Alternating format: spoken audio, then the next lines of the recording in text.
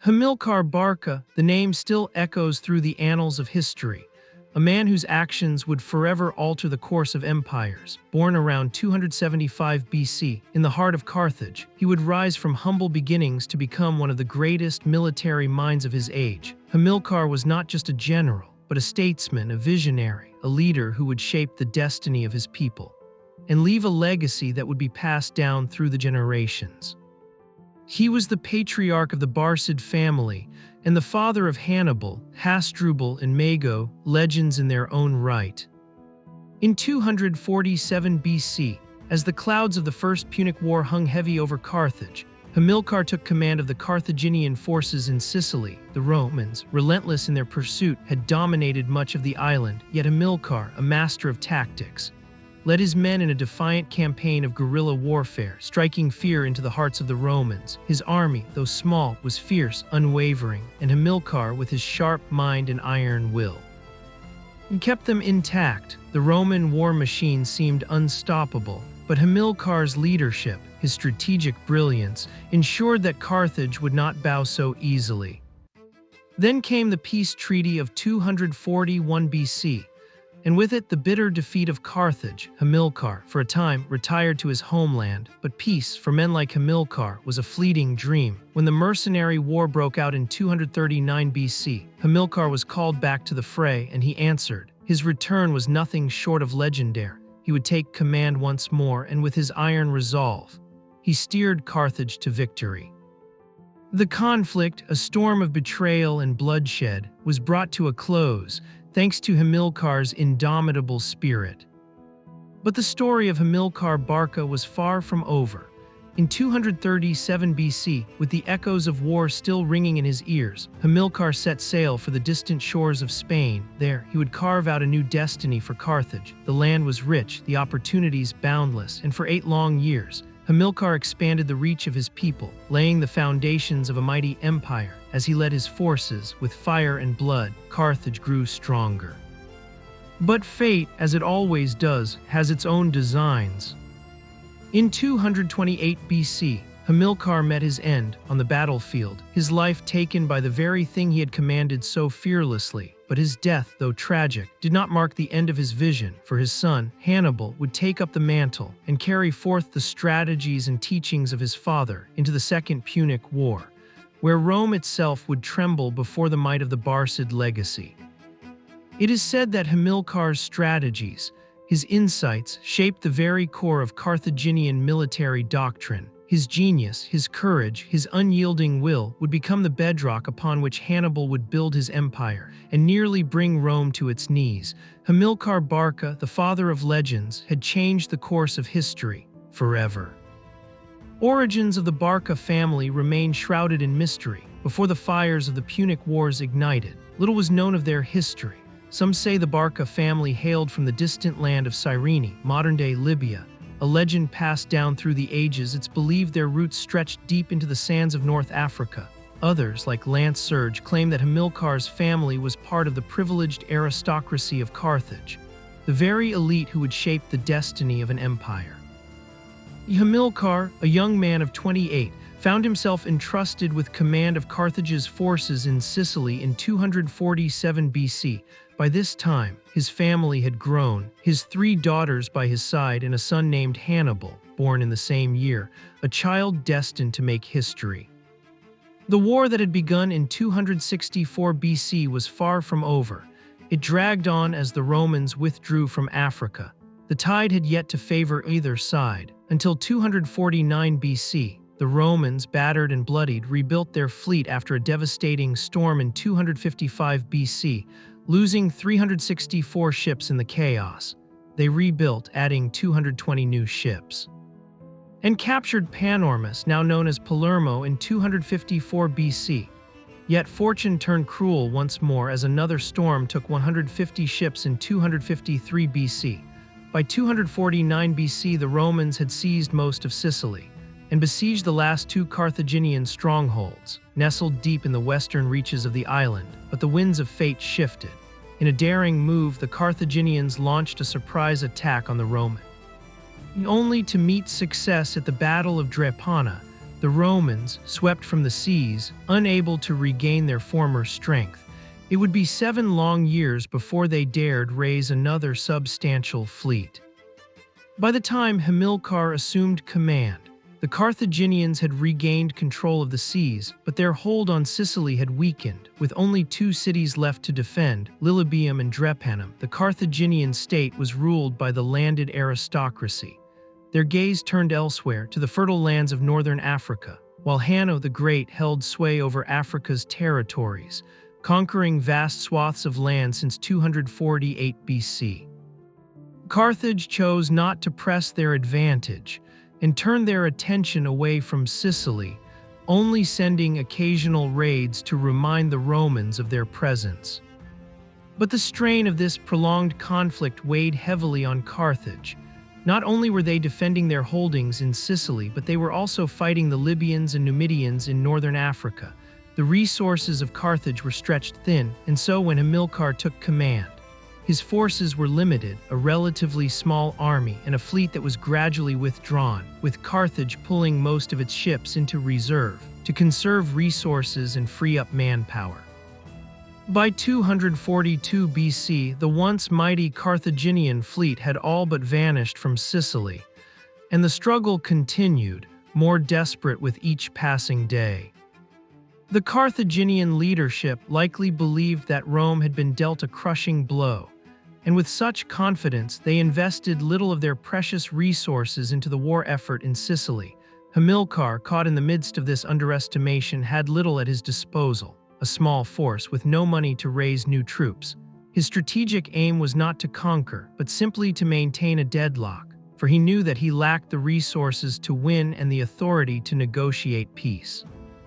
At the heart of his command was a mercenary army, a force composed of many different peoples, each with their own customs and motivations. It was a delicate balance, but Hamilcar's ability to lead them, to unify these diverse men, was a testament to his brilliance as a field commander. He employed combined arms tactics, much like Alexander the Great and Pyrrhus, blending infantry, cavalry, and artillery with the precision of a master. His strategy mirrored that of Fabius Maximus during the Second Punic War, a strategy of patience, a war of attrition, but there was a stark difference. Fabius commanded a far larger army, had abundant supplies and space to maneuver, whereas Hamilcar's forces were far smaller. He was constantly pressed, always on the edge of desperation, relying on the tides of the sea to supply him. In the summer of 247 BC, Hamilcar took command of his fractured forces, and his first act was brutal. The mercenaries, hungry for pay, had rebelled, and in a swift display of authority, Hamilcar punished them, executing some in the dead of night and drowning the rest in the sea. He had no room for rebellion, not in these dire times. With his army reduced and his fleet weakened, Hamilcar began his operations. The Romans were divided. Consul Lucius Caelius Metellus held position near Lilybaeum, while Numerius Fabius Budio besieged Drepanum. Hamilcar likely fought an inconclusive battle near Drepanum, but the details of this engagement remain uncertain. Not wasting time, Hamilcar turned to more audacious raids. He struck Locri and Bruttium and the surrounding region near Brindisi in 247 BC. Afterward, he seized the heights of Mount Erkt, a stronghold near Palermo, or possibly the rugged terrain of Mt. Casalasio, just north of the city. There, Hamilcar held firm, withstood all Roman attacks, and continued his relentless raids, from Catana in Sicily to the shores of Cumae in central Italy. He caused chaos, draining Roman resources at every turn.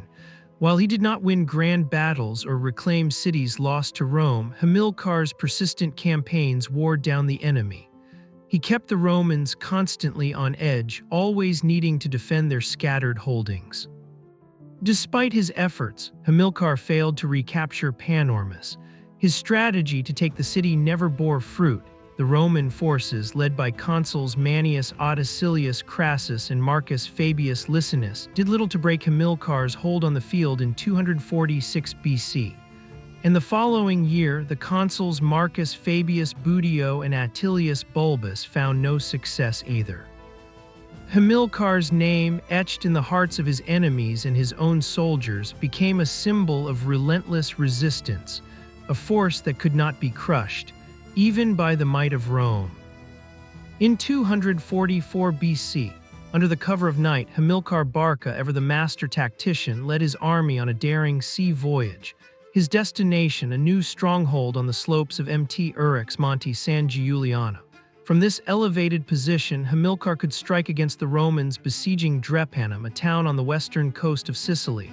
As dawn broke, he seized the town of Urix, a place once captured by the Romans in 249 BC. Its Roman garrison was crushed, and Hamilcar's army positioned themselves between the Roman forces on the summit and their camp below, trapping them in a vice-like grip.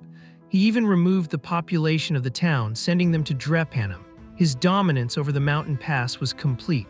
Hamilcar would remain untouchable from this position for another 2 years unchallenged, continuing his raids on the Romans at will. But the tides of war had shifted. Carthaginian ships had been withdrawn from the island, and no further naval strikes were launched. However, fate would soon challenge Hamilcar's unwavering resolve. During one of his raids, a subordinate commander named Badaster defied orders, seeking to plunder against Hamilcar's strict command, and when the Romans caught up with them, the mercenary force was decimated. Hamilcar, ever the shrewd negotiator, requested a truce to bury the fallen, but Roman consul Fundanius, filled with arrogance, denied the request. "Ask for a truce to save your living men," he mocked. To this, Hamilcar replied with cold resolve, and soon after he inflicted a heavy defeat upon the Romans. When their consul requested a truce to bury their own dead, Hamilcar refused, saying, "My quarrel is with the living, the dead have already settled their dues." And so the Romans were forced to bury their fallen without ceremony. Yet the relentless war continued. The stalemate at the siege of Lilybaeum had worn down both sides, forcing the Romans to build a new fleet in 243 BC. The Romans, now nearly bankrupt, had to borrow money from their wealthiest citizens to fund the construction of 200 quinquiremes. With their superior naval tactics, the Romans crushed the Carthaginian fleet in 241 BC at the Battle of the Aegates Islands, cutting Sicily off from Carthage. The once mighty Carthaginian presence was now on the edge of collapse. The Roman commander Gaius Lutatius Catulus demanded terms, and Carthaginian leadership, hoping to avoid further humiliation, authorized Hamilcar to negotiate the terms. But Hamilcar, ever the strategist, distanced himself from direct responsibility, appointing Gisco, the commander of Lilybaeum, to represent Carthage in the talks. Hamilcar knew all too well the fate of defeated generals. It was not unheard of for them to be dragged before the tribunal of 100 and crucified for their failure. The fate of the Carthaginian army's commander, it seemed, was better left to someone else. When the terms were finally laid out, they were harsh. The Carthaginians were to evacuate all of Sicily, forever severing their claim to the island. They were to pay a staggering 2,200 Euboean silver talents, over 56 tons, in reparations, a sum that would break even the wealthiest of nations. Furthermore, the Carthaginian army was to surrender its weapons, and any Roman deserters were to be handed over without hesitation. But Hamilcar, defiant to the last, refused to surrender the Roman deserters or disarm his soldiers. Even in defeat, he would not bow before Rome. When Lutatius threatened to have the Punic army pass under the yoke, Hamilcar simply stood firm. The Roman consul did not press the issue, and Hamilcar's soldiers were allowed to leave Sicily with their honor intact, a rare mercy shown to a defeated enemy. But the treaty was not yet final. Lutatius, lacking the authority to ratify the terms, sent them to the Comitia Centuriata in Rome. The Roman Senate, displeased with the conditions, rejected the peace offer and demanded harsher terms. A new commission, led by Quintius Lutatius Circo, was tasked with revising the agreement. The new terms included additional provisions. Carthage would evacuate all islands between Italy and Sicily, including the Aegates Islands, but excluding Malta, Pantelleria, Sardinia, and Corsica. Carthage would also pay an additional 1,000 talents immediately. and 2,200 more over the next 10 years, a total of 3,200 talents in reparations. Furthermore, Carthage's warships would be forbidden from sailing along the Italian coast or that of their allies. The final insult came in the form of a new condition. Neither side would make war on the other's allies, nor seek to interfere with their internal affairs. A final clause likely secured by Hamilcar ensured that Carthage's alliances with other states would remain unbroken. But this bitter concession, marked the end of the First Punic War, and Hamilcar Barca, despite his unrivaled leadership on the battlefield, was forced to surrender, returning to Carthage in disgrace. But what was the cost of this peace? The mercenaries who had fought so fiercely under his command, the men who had trusted him, were left to linger in Sicily, unpaid and bitter. Their resentment would soon lead to even darker days, and a conflict that would shake Carthage to its core. The undefeated army of Hamilcar Barca now created an immense problem for Carthage. With no decisive defeat and no reduction in the army's numbers, Carthage found itself facing a heavy financial burden. The full 20,000-strong force had to be paid in full, and the government could not afford to make such a payment after the war's staggering cost. Gisco, the wise commander, attempted to send the mercenaries to Carthage in small, spaced-out groups to make the financial burden more manageable. However, the Carthaginian authorities delayed paying the soldiers until they were all gathered, likely by the summer of 241 BC. By this time, the strain on the population was unbearable. Carthage was on the brink of financial collapse. To remedy this, the government sent the soldiers to Sicca, hoping to plead with them to forego their unpaid wages, citing the dire situation Carthage was in. But the soldiers, bound together by Hamilcar's authority and promises of wealth, refused to yield. When the Carthaginian commander Hanno the Great tried to impose this, they rebelled, marching on Carthage itself. Setting up camp near Tunis, the mercenaries demanded payment, refusing to accept Hamilcar as an arbitrator after he retired to Carthage upon the formalization of the treaty with Rome. The soldiers' anger festered as they felt abandoned by their commander, and though Carthage eventually conceded to all their demands, it was too late. The rebellion had already begun. The conflict known as the Mercenary War was ignited as rebel leaders Spendius and Matho rallied 70,000 African subjects of Carthage to join their cause. The rebellion quickly spread, with the rebels laying siege to Utica and Hippo and cutting Carthage off from the mainland. Hanno, tasked with leading the Carthaginian army, failed miserably in his first engagements. Despite gaining early victories, the Carthaginian forces were repeatedly outmaneuvered by the rebels. As a result, Hamilcar was recalled to lead the army, but he faced a difficult task. The Carthaginian forces were small, and they needed to cross the Bagradas River to engage the stronger rebel forces holding the region. Hamilcar had to outwit the rebels, using a combination of battlefield maneuvers and strategic thinking. In the spring of 240 BC, Hamilcar, with his army now reinforced with 10,000 soldiers and 70 elephants, executed a brilliant tactical maneuver. He observed that the wind at the Bagradas River mouth uncovered a fordable sandbar. Under the cover of night, the Carthaginian army crossed the river undetected, aiming to confront the small rebel force holding a bridge near Utica. However, Spendius, the rebel leader, sent his forces to intercept Hamilcar, hoping to trap the Carthaginian army between two rebel forces. Hamilcar, anticipating this move, feigned retreat. The rebels, inexperienced and eager for victory, rushed forward, thinking the Carthaginians were fleeing. As the rebel forces closed in on the retreating Carthaginians, Hamilcar sprang his trap. His forces, organized and trained in basic maneuvers, wheeled around and turned the tables on their pursuers. The Carthaginian cavalry and elephants then charged, crushing the rebel forces in a devastating counterattack. The Battle of Hamilcar River, as it is sometimes known, ended in a crushing defeat for the rebels. 8,000 mercenaries were killed and 2,000 were captured. Hamilcar's forces secured control over the strategic bridge and the surrounding region. The remnants of the rebel forces fled to Utica or Tunis, but their morale was shattered and their rebellion began to unravel. Hamilcar's skill in tactics and his ability to rally his forces were crucial in turning the tide of the mercenary war. His victory at the Bagradas River was a pivotal moment, solidifying his reputation as one of the greatest military commanders of his time. But the war was far from over. Hamilcar's victory, a moment that cracked open the gates to Utica. And through this, he seized the chance to tighten Carthage's iron grip on the nearby towns, some through force, others by careful negotiation.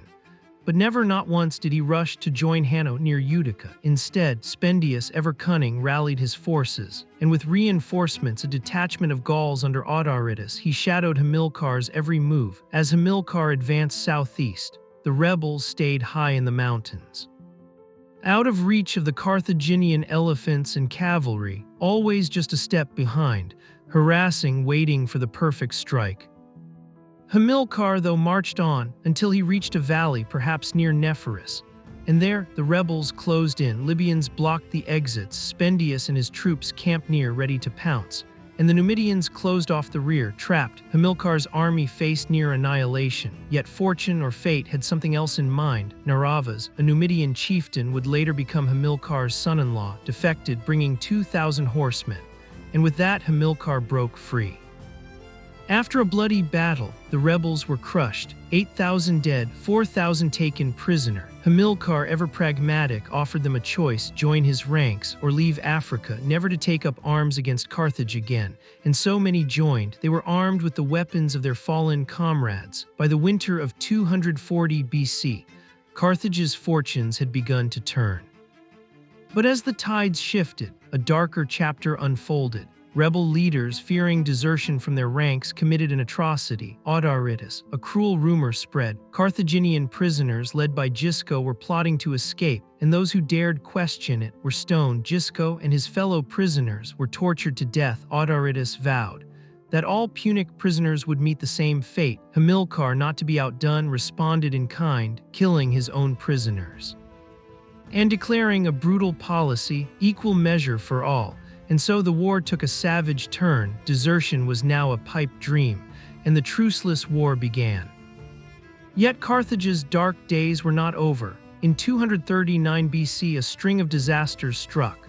The fleet lost in a storm, mercenaries in Sardinia, rebels, and the cities of Utica and Hippo Acra, they defected to the enemy.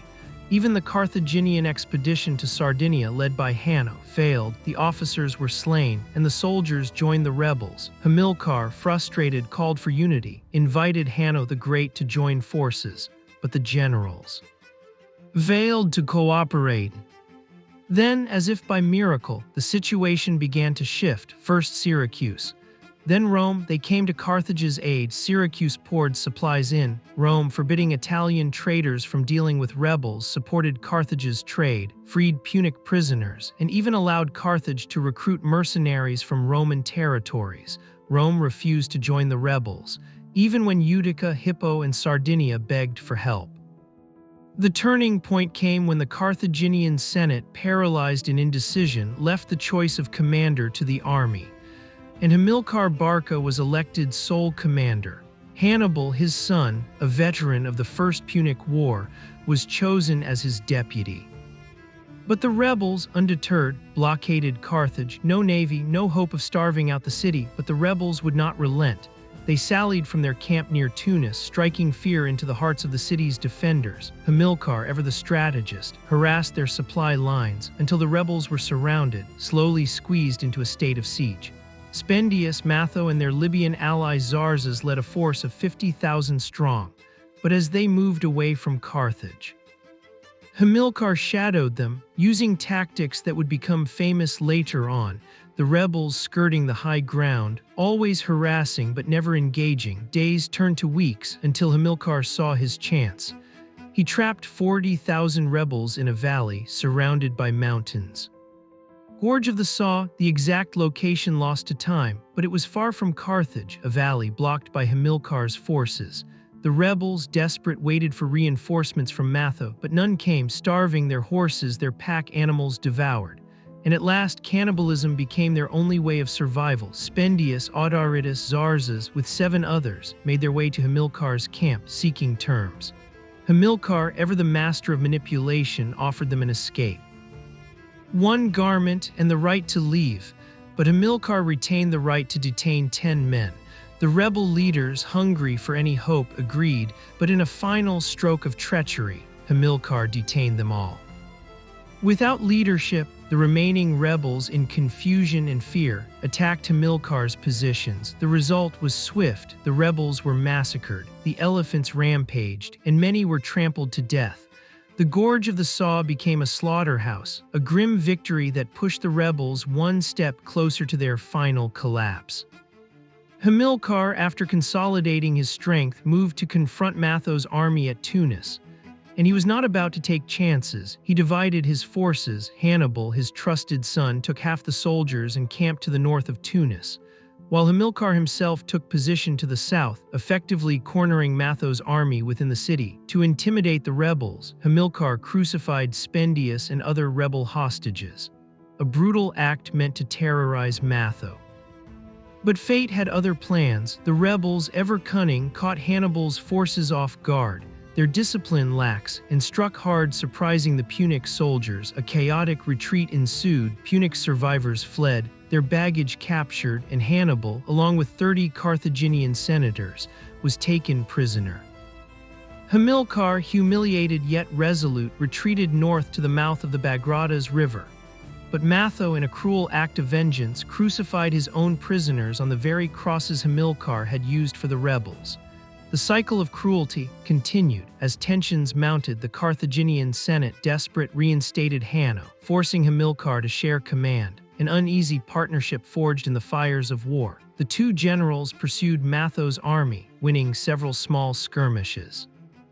And after mustering their forces, the time for a decisive battle arrived.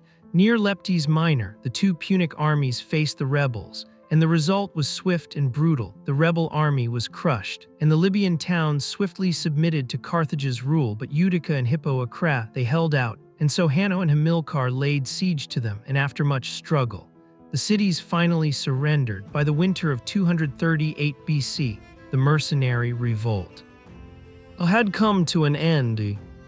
But retribution was swift and merciless. Hanno and Hamilcar unleashed their wrath on the Numidian tribes that had sided with the rebels, their vengeance extending Carthaginian control further into Africa. Yet even as the mercenary war ended, Carthage turned its eyes towards Sardinia with plans to recover the island, and Hamilcar would lead the Punic forces in the campaign. Sardinia, though, had not been kind to Carthage. In 239 BC, the Punic mercenaries stationed on the island rose up against their masters, besieging the citadel of Boster and executing all Carthaginians after the fort fell. Sardinia was lost. The island fell to the rebels. Carthage sent Hanno again to retake Sardinia, but once again the mercenaries turned on their masters, killing Hanno and the officers and joining the rebellion.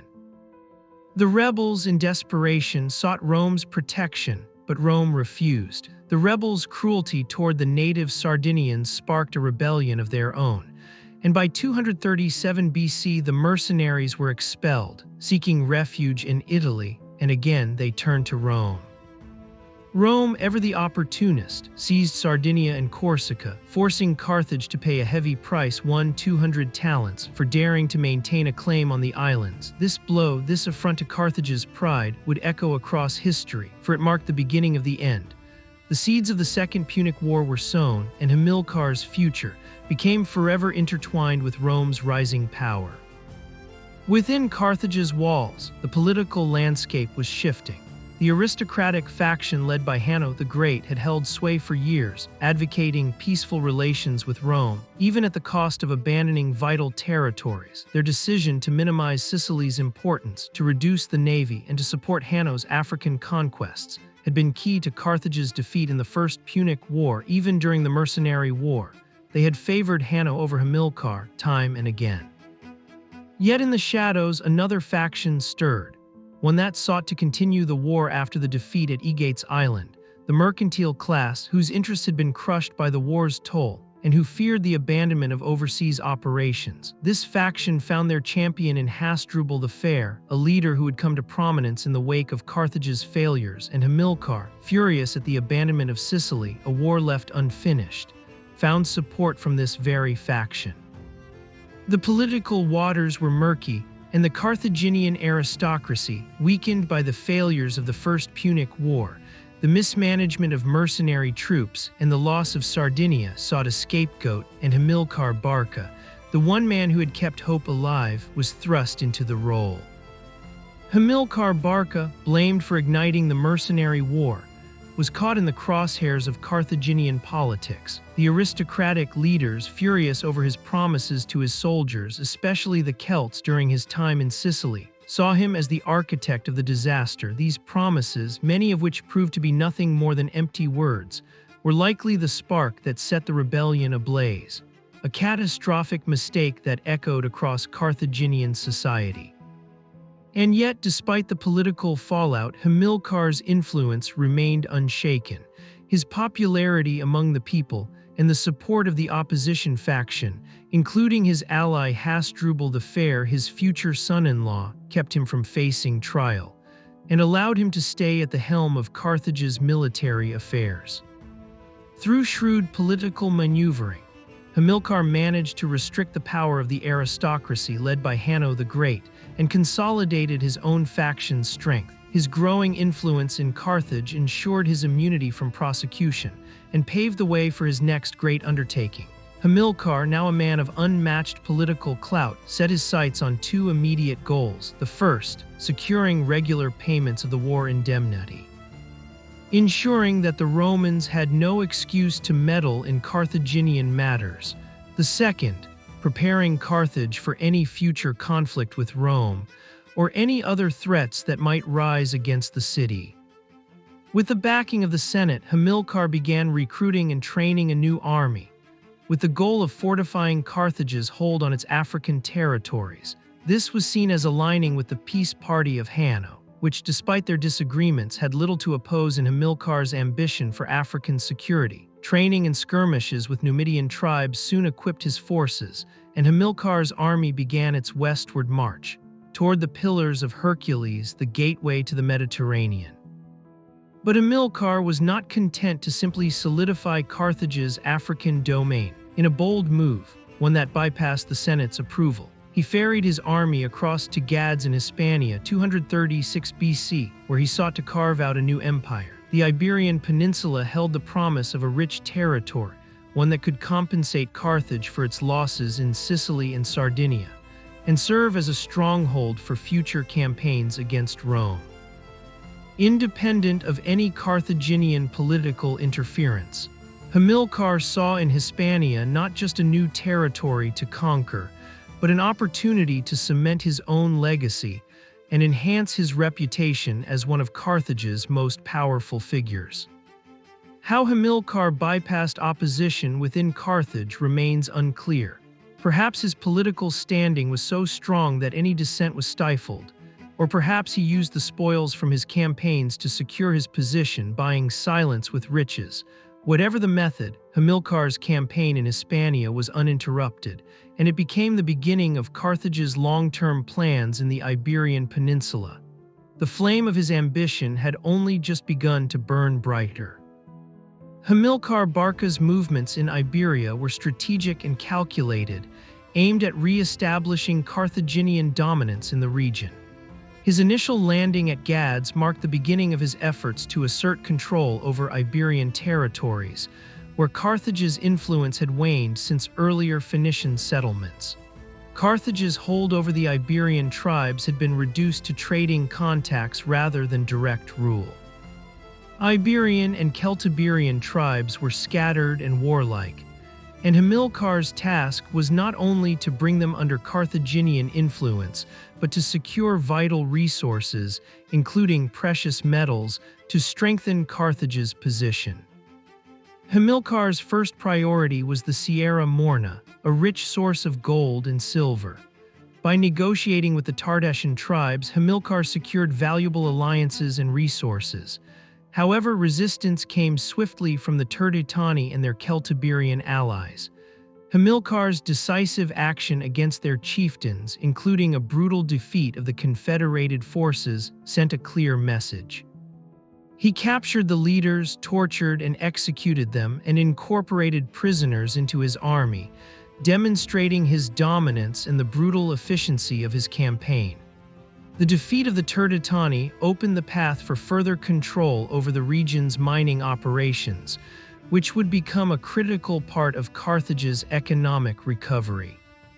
With control over the mines secured, Hamilcar turned his attention to securing the river routes, Guadalquivir and Guadalete, which would allow him to transport silver back to Carthage.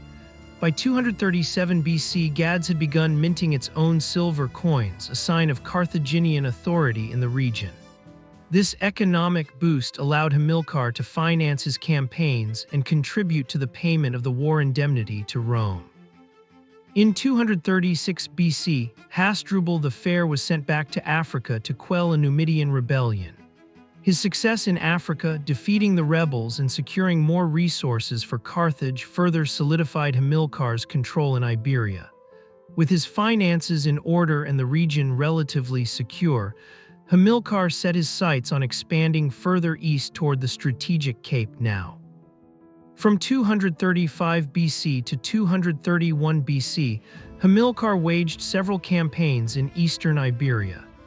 Despite fierce resistance from local tribes, including the Bastitani, Hamilcar's relentless drive and military skill led to the subjugation of the region between Gads and Cape now. It was during this period that Hamilcar transformed his army into a professional force made up of Iberians, Africans, Numidians, and mercenaries, a powerful and diverse army that would later be inherited by his sons, Hasdrubal the Fair and the legendary Hannibal. By 231 BC, Hamilcar had successfully consolidated his territorial gains in Iberia, founding the city of Acre Luc, modern-day Alicante, as a stronghold to guard Carthaginian interests in the region. This expansion alarmed the Greek city-state of Massalia, which had long been a rival of Carthage and maintained trading influence in the area. Massalia's alarm at Carthaginian advances prompted them to raise the issue with Rome, leading to increased tension between the two powers. While Hamilcar focused on his Iberian campaigns, Rome was preoccupied with internal issues, particularly in Sardinia, Corsica, and Liguria, where native resistance to Roman occupation had been strong. Rome suspected Carthage of assisting the natives in these areas, which led to several Roman diplomatic missions between 236 and 230 BC. Despite these accusations, Hamilcar remained unfazed and assured the Romans that his activities in Iberia were merely aimed at securing resources to pay off Carthage's war indemnity. His diplomatic responses allowed him to continue his campaigns without significant interference from Rome. However, by 226 BC, Rome would once again turn its attention to Iberia, setting the stage for the eventual clash between these two powers, a clash that would culminate in the Second Punic War. After the founding of Acre Luc, Hamilcar began an offensive to the northwest, but no detailed records of his campaigns remain. In the winter of 228 BC, Hamilcar divided his forces. Hasdrubal the Fair was tasked with a separate mission, while Hamilcar himself laid siege to an Iberian town. Afterward, he sent the majority of his troops into winter quarters at Acre Luc, where his sons Hannibal and Hasdrubal also stayed. The town, often identified as Helice, is believed by many to be modern Elche. However, considering its proximity to Acre Luc and the ease with which Hamilcar could have reinforced it, it is unlikely that the events that followed occurred there. Some historians speculate that Hamilcar may have perished in a campaign against the Vetni, a tribe located to the northwest of the Terguli and Oritani regions, across the Tagus River from Toledo. Several versions exist regarding the circumstances of Hamilcar's death. One account suggests that Orosius, chieftain of the Oritani tribe, initially offered to assist Hamilcar but then betrayed him by launching an attack. During the ensuing retreat across the Jukar River, Hamilcar allegedly drowned. Another version describes the Oritani using ox-drawn carts to approach the Carthaginian position, setting them ablaze in a fiery ambush, resulting in Hamilcar's death in the chaos. Alternatively, it's told that Hamilcar accepted a parley with the enemy, leading them away while his sons, Hannibal and Hasdrubal, escaped in the opposite direction. In one account by Appian, Hamilcar was thrown from his horse and drowned in the river, while Polybius suggests that Hamilcar fell in battle, his final defeat coming at the hands of an unnamed tribe in an unknown corner of Iberia. Hamilcar stood out far above the Carthaginians of his time, not only in military and diplomatic prowess, but also in his unwavering patriotism. His exceptional leadership and strategic brilliance were unparalleled, and these qualities were only matched by his son Hannibal. Hamilcar, who harbored a profound mistrust of Rome, likely instilled this same deep suspicion in his son. It is often believed that he trained Hannibal to be his successor in the ongoing struggle against Rome, preparing him to carry on the legacy of resistance and vengeance that Hamilcar had begun.